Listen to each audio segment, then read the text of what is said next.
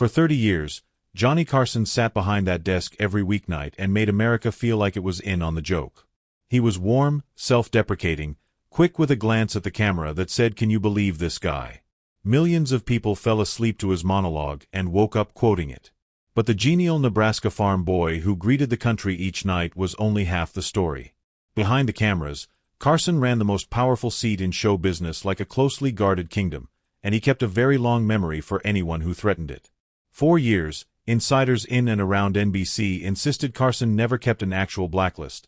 That talk of a banned list was just industry legend. Then, in his biography Love, Johnny Carson, author Mark Mokoff went digging through decades of production files, staff interviews, and the recollections of people who worked the show floor, and found that the list was real. More than 30 prominent names, by his count, were quietly and permanently struck from the booking sheet over 3 decades, some for outrageous public blow-ups, others for offenses so small the guest barely realized what they'd done until the phone simply stopped ringing. Tonight we're going through 8 of the most telling cases: the protege who broke his heart, the Vegas headliner who marched into his office to deliver a warning, the impressionist who vanished without an explanation, and the psychic who got humiliated on his own stage. Some of these stories ended in shouting. Most of them ended in silence, which, if you understood how Johnny Carson operated, was so much worse. Nobody on this list had further to fall than Joan Rivers, because nobody had climbed as high on Carson's goodwill in the first place. Rivers auditioned for The Tonight Show 7 times before she finally got booked in 1965, and when Carson put her on the air, he changed her career overnight. Over the next 2 decades, she became one of the show's most frequent guests, and in 1983 Carson made her something no other comedian had ever been: the show's first official permanent guest host, a title that made her one of the most powerful women in comedy. She spoke about him for years afterward as something close to a father figure, a rare man in the industry who championed her without asking anything in return. By the mid-1980s, though, the goodwill had started to erode from NBC's side. Carson, in his late 50s, had begun quietly weighing retirement, and word circulated of an internal shortlist of potential successors. Rivers wasn't on it. NBC was also slow to renew her contract and, by her own account, underpaying her relative to her value to the show. So when the fledgling Fox network came calling with an offer to headline her own program, the first time a woman would host a late-night talk show on a broadcast network, she said yes. What she didn't do was tell Carson first. According to Rivers' own recollection in a later interview with the Television Academy Foundation, she eventually called him directly, "Johnny, it's Joan. I think I'm leaving the show. I have my own show on Fox." He hung up on her. She called back. He hung up again. They never spoke again for the rest of his life. Carson's camp framed the fallout publicly as a matter of loyalty. His spokesman told reporters at the time that Carson had given Rivers her biggest break and felt this was a shabby way of doing things. Carson's response wasn't just personal, either. It was structural. He instructed his staff that any guest who appeared on Rivers' new Fox show would no longer be welcome on his. That single directive made booking her competing program nearly impossible, since most A-list celebrities weren't willing to risk their standing with the far more powerful Tonight Show. Rivers' program folded within a year. The freeze lasted the rest of Carson's life. Rivers said publicly, years later, that she'd tried to make peace and never got the chance. She didn't set foot on the Tonight Show set again until 2014, 22 years after Carson's retirement and 9 years after his death, when Jimmy Fallon finally invited her back for what would be one of her last major television appearances before her own death that same year. Wayne Newton and Johnny Carson had one of the friendliest running relationships on the show for years. Newton, the boyish Las Vegas headliner known as Mr. Las Vegas, made roughly 30 appearances on The Tonight Show through the 1970s, and Carson's monologue jokes about him were the ordinary ribbing most stars simply absorbed as free publicity. The relationship soured hard in 1980, when Newton bought a controlling stake in the Aladdin Hotel and Casino in Las Vegas, reportedly outbidding a syndicate that included Carson's own business interests in the process. From that point on, Carson's jokes about Newton stopped being playful. They took on a sharper edge, needling not just Newton's Vegas image but implying, more than once, that his casino purchase had ties to organized crime. Those insinuations weren't a small thing in 1980. They were the kind of accusation that could genuinely damage a performer's standing with regulators and audiences alike, and they were serious enough that they eventually became the basis of an actual defamation lawsuit against NBC. Before any of that reached a courtroom, though, Newton did something almost no other guest on this list did. He went to Carson directly and in person. According to later accounts, Newton showed up at NBC's Burbank studios and made his way to Carson's office to tell him, face-to-face, that the mob insinuations needed to stop. Carson reportedly did pull back on the material after that confrontation. What he never did was invite Newton back. The two men, once friendly enough for 30 bookings, simply stopped speaking, and Newton's name came off the guest list for good. For most of the 1970s, if you turned on The Tonight Show often enough, you were going to see Rich Little. Known as the Man of 1,000 Voices, he appeared dozens of times doing pitch-perfect impressions of Hollywood legends and sitting political figures. Nixon during Watergate was a particular showstopper, and he guest hosted the program more than a dozen times whenever Carson took a night off. By every outward measure, Little was one of Carson's favorite recurring guests. Then, around 1982, the bookings simply stopped. There was no blow-up, no headline, no obvious incident anyone could point to. When the columnist Marilyn Beck asked longtime Tonight Show producer Fred de Cordova directly why Little had disappeared from the lineup, the answer she got was that the show had eliminated the impressionist area. The material, de Cordova suggested, had gone stale, since Little's targets hadn't changed much and Carson himself was now doing his own bit as Ronald Reagan. Little told a different story. In his own autobiography, he said he believed the real reason was simpler and more personal. One of his signature impressions was of Carson himself, and it apparently struck a nerve the host never fully got over. Whichever version is closer to the truth, worn-out material or a wounded ego, the effect was the same. Little never appeared on Carson's Tonight Show again. He did eventually get something like The Last Laugh, landing the role of Johnny Carson himself in the HBO drama The Late Shift, playing the very man who'd quietly written him off.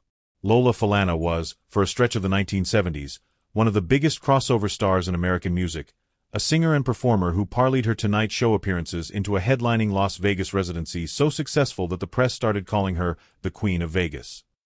That residency happened to be at the Aladdin, the same hotel at the center of Wayne Newton's falling out with Carson. Falana's own break from the show had a separate, more pointed cause.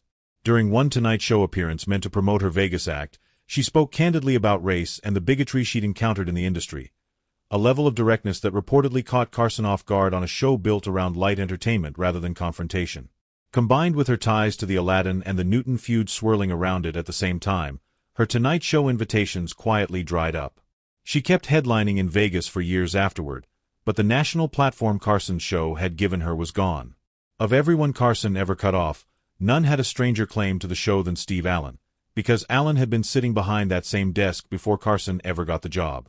Allen originated The Tonight Show in 1954 and hosted it for 3 years before handing it off to Jack Paar, who in turn passed it to Carson in 1962. For 2 decades afterward, the two men had a genuinely respectful relationship. Carson invited Allen back to guest host the program more than 60 times, an extraordinary level of trust for a predecessor. It fell apart in 1982 over what looks, on paper, like almost nothing. While guest hosting, Allen made a light joke at Carson's expense, needling him for missing a scheduled hosting date because of a minor exercise mishap. On its own, that likely would have blown over. Carson could take a joke about himself from most people. What compounded it, according to Mokoff's research, was a separate incident around the same appearance.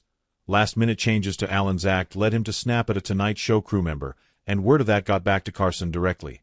For a host who prided himself on running a controlled, professional set and who was famously protective of his production staff, the combination of the public jab and the treatment of his crew was enough. Allen, the man who'd built the show Carson inherited, never hosted or appeared on The Tonight Show again. Not every guest on this list did anything Carson considered a betrayal or an insult. Uri Geller's offense, in Carson's eyes, was being a fraud. Geller had built an international reputation as a psychic, most famous for appearing to bend spoons and stop watches through sheer mental power. What his television bookers often didn't know was that Carson, long before he was a talk show host, had been a serious amateur magician, skilled enough to understand exactly how the tricks of stage mentalism worked, and personally offended by performers who claimed supernatural gifts rather than admitting to sleight of hand. When Geller was booked for The Tonight Show, Carson made sure the conditions of the demonstration were tightly controlled. The props were secured and handled in a way that stripped Geller of his usual ability to set up the trick in advance. On air, without his normal preparation, nothing worked. The spoons stayed straight. The watches kept ticking. Geller sat there for several excruciating minutes failing to perform, in front of one of the largest audiences in America, and later admitted he thought his career in the United States was finished on the spot. He wasn't invited back. As the comedian David Steinberg, who worked alongside Carson for years, later put it, Carson simply hated phony.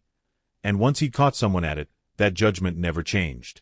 Compared to backstage threats and on-air humiliations, Barbra Streisand's offense sounds almost mundane, but it struck at something Carson took as seriously as anything else: professionalism. In 1975, Streisand was booked for a scheduled Tonight Show appearance and pulled out at the last minute, leaving Carson's production team scrambling to fill the slot with almost no notice. For a show built on tight scheduling and a nightly live broadcast, a marquee guest bailing without adequate warning wasn't a small inconvenience. It was the kind of disruption Carson took personally, since it reflected on the show's reliability in front of the network and the audience. The relationship between the two never recovered its footing, and Streisand's name reportedly joined the growing list of stars Carson simply stopped pursuing as a guest. Where some of Carson's grudges eventually cooled, this one appears to have been one he carried quietly for the rest of his run. Howie Mandel earned his spot on this list the hard way, not through a single offense out of nowhere, but by building up 2 decades of trust and then breaking it with one unauthorized prop. By the time of his 22nd Tonight Show appearance, Mandel was a proven commodity. 21 previous bookings, a rising comic Carson clearly liked having on. That night, he was actually a last-minute substitute, filling in after the scheduled guest, Sammy Davis Jr., had to cancel because of health problems. Rather than playing it safe in the spot, Mandel decided to make an entrance. He brought out a 12-foot saber-toothed tiger prop as part of his set, something Carson had no advance knowledge of and hadn't approved. The gag didn't land.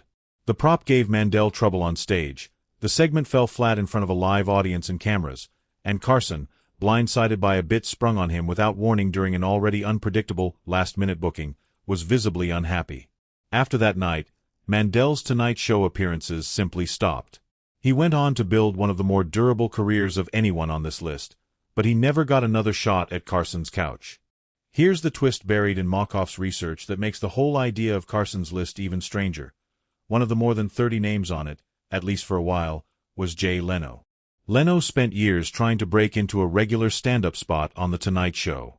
He finally got booked in March 1977, and his first set went well enough that Carson gave him a rare on-air handshake and told the audience they'd have him back. Leno did return 4 more times, and then, after a 5th appearance drew a noticeably lukewarm response from the studio audience, the bookings simply stopped. According to Markoff's account, producer Peter Loss-Sally told the show's talent scout plainly, "Johnny just doesn't like him. That's not going to change." 4 years, Leno was effectively on the same list as Joan Rivers and Rich Little. Banned from the desk, he would eventually inherit and hold for the better part of 2 decades after Carson stepped away in 1992. That, in the end, is the real shape of Johnny Carson's kingdom. It wasn't cruelty for its own sake, and it wasn't random. It was a single, unbending standard. For loyalty, for honesty, for professionalism, for never making him look foolish on his own stage. Applied without exception to protégés, legends, predecessors, and future kings alike. Cross that line, whether with a betrayal, a threat, a stale bit, or a bad tiger costume, and there was no appeal. The couch simply wasn't yours anymore.